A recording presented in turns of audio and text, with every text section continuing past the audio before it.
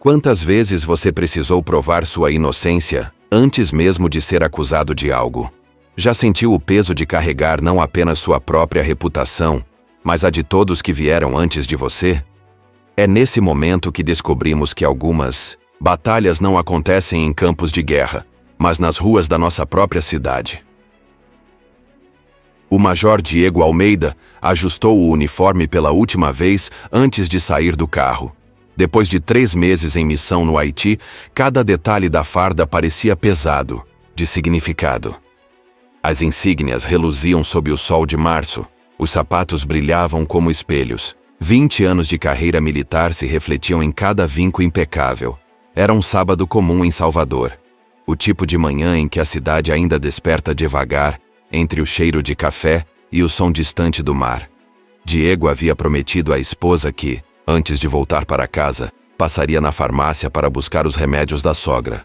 Um gesto simples. Uma tarde de família pela frente. Mas nem sempre as promessas mais simples seguem o roteiro planejado. Ele estacionou o carro oficial, um Civic preto com placas do Exército, em frente à farmácia na Pituba. Era uma área movimentada, mas nada que chamasse atenção. Famílias caminhando, jovens em grupos, comerciantes abrindo suas lojas. A vida seguindo seu curso normal. Diego desceu do veículo com a postura que 2 décadas de disciplina militar moldaram. Ombros eretos, passo firme, olhar atento. O uniforme de major comandava respeito natural. Ou pelo menos deveria. Mas há olhares que enxergam além da patente. Olhares que veem primeiro a cor da pele, depois tudo o resto.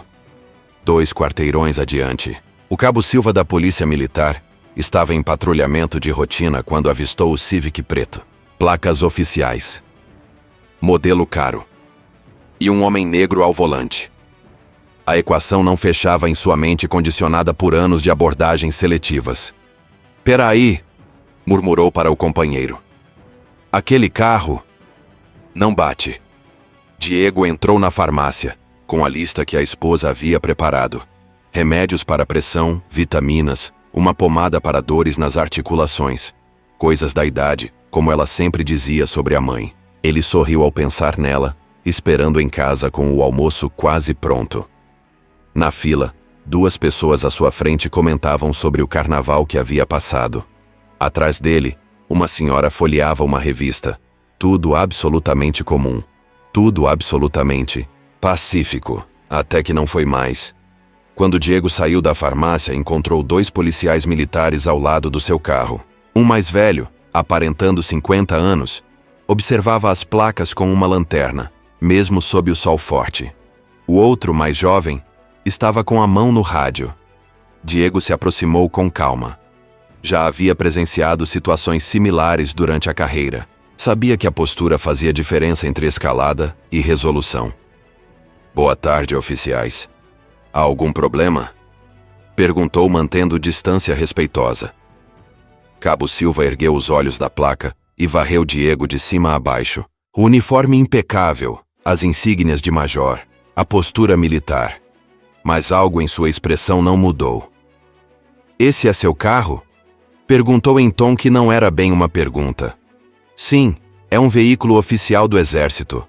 Acabei de voltar de missão de paz." Diego respondeu mantendo a voz firme e educada.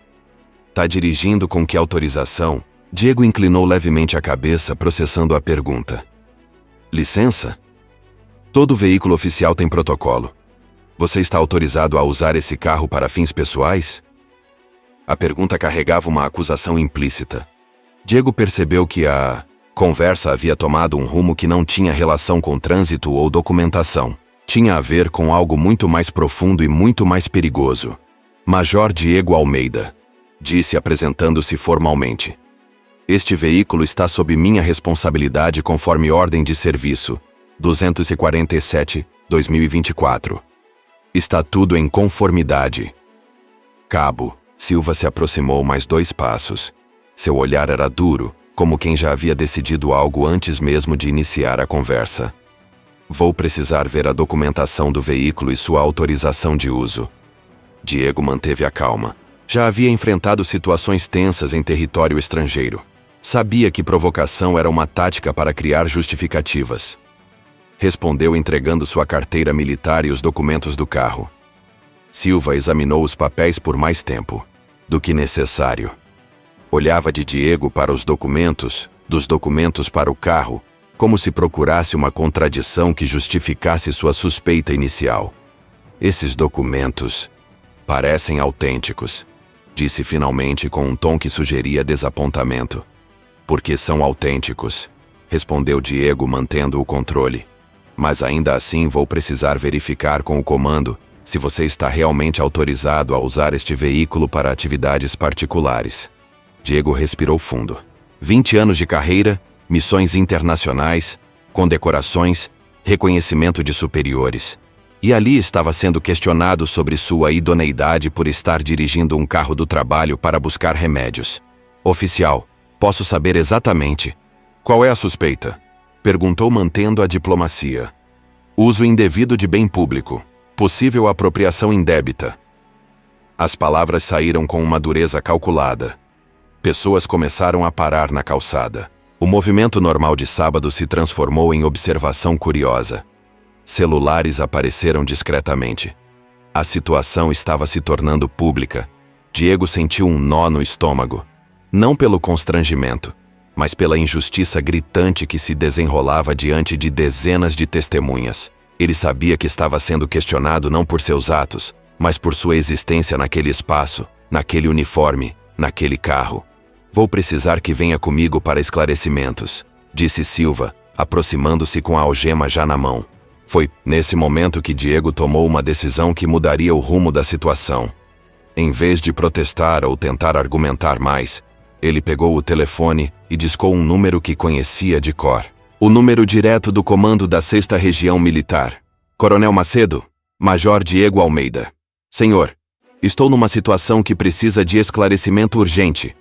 Silva hesitou. A menção de um coronel mudou sua linguagem corporal imediatamente. Estou na Pituba, sendo acusado de uso indevido de veículo oficial por estar buscando medicamentos para minha sogra. Diego falou alto o suficiente para que Silva ouvisse cada palavra. Do outro lado da linha, o silêncio foi breve, mas significativo. Major, mantenha a calma. Estou acionando o protocolo de emergência. Em 5 minutos terá apoio no local. Diego desligou e olhou diretamente para Silva. O comando já foi notificado. Eles estão enviando uma equipe. A confiança de Silva começou a vacilar. Já não era mais um homem negro qualquer com um carro suspeito.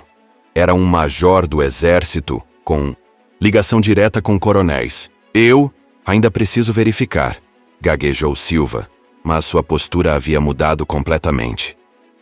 Menos de 3 minutos depois, 2 carros militares apareceram na esquina. Não vinham com sirene, mas com a presença que só a autoridade militar sabe imprimir. Pararam de forma coordenada, bloqueando o trânsito com precisão cirúrgica. Do primeiro carro desceu o tenente-coronel Marcos Barbosa, farda impecável, medalhas reluzindo sob o sol. Era um homem branco na casa dos 50, de presença imponente. Ao lado dele, o capitão Roberto Silva, ironicamente homônimo do cabo PM, mas com uma postura completamente diferente. Major Almeida, disse o tenente-coronel se aproximando com uma continência perfeita. O senhor está bem? Sim, senhor. Apenas um mal-entendido que precisa ser esclarecido. Barbosa se virou para Silva, que agora parecia ter diminuído fisicamente.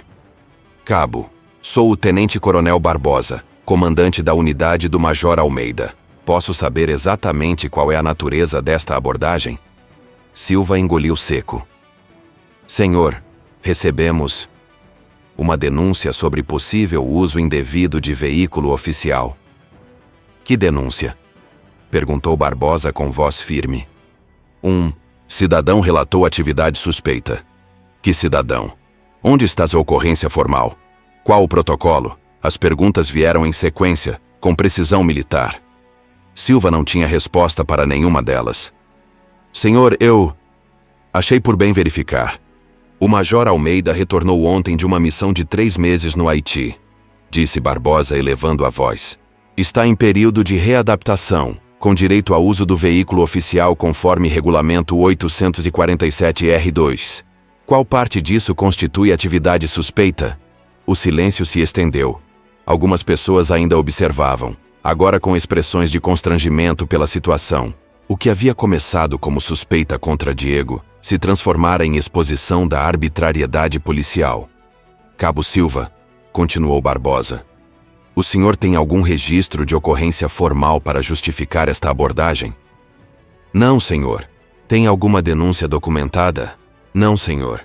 Então me explique por que um oficial condecorado do Exército Brasileiro está sendo constrangido publicamente enquanto cumpre uma atividade pessoal autorizada? Silva não respondeu. Não havia resposta que justificasse o injustificável. O capitão Roberto se aproximou de Diego. Major, precisamos documentar este incidente. O senhor deseja formalizar uma reclamação? Diego olhou para Silva. Viu um homem que havia sido exposto em sua arbitrariedade. Viu também uma oportunidade de transformar humilhação em educação. Não quero destruir a carreira de ninguém, disse Diego olhando diretamente para Silva. Mas quero que isso sirva de aprendizado para todos nós. Major Almeida, disse Barbosa.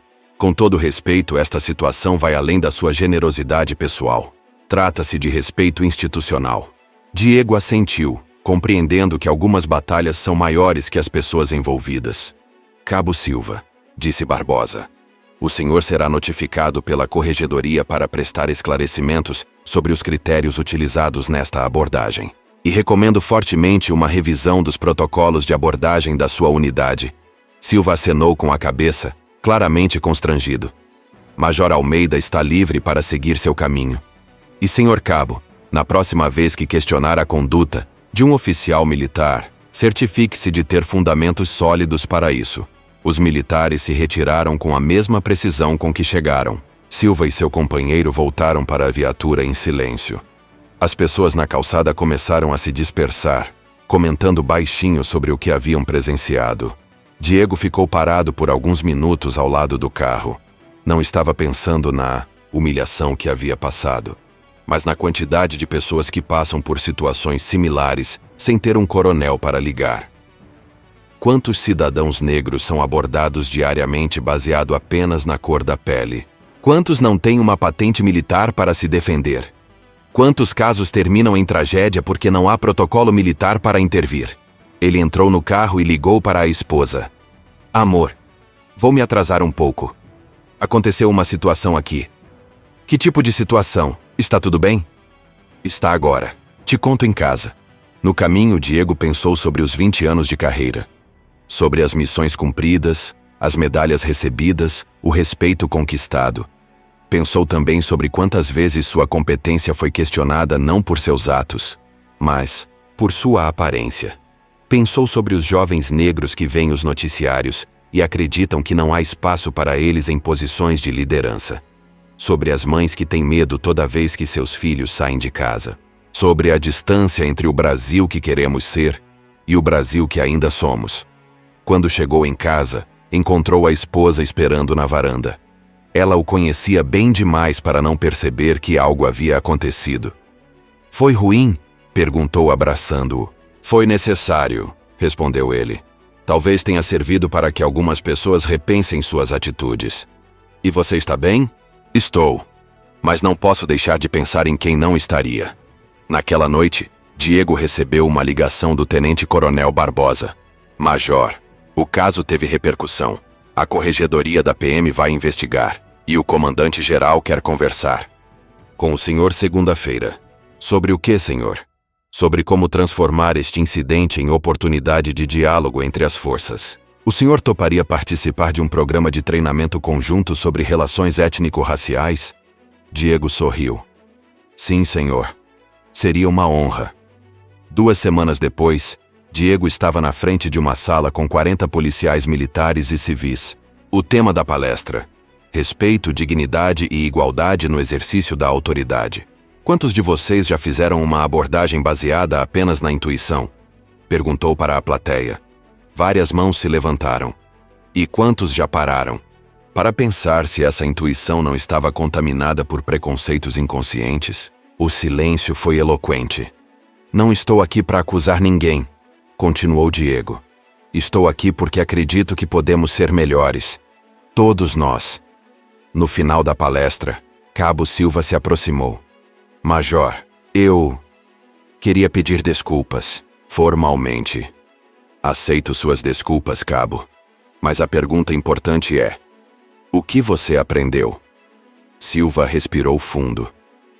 Aprendi que respeito não depende de cor.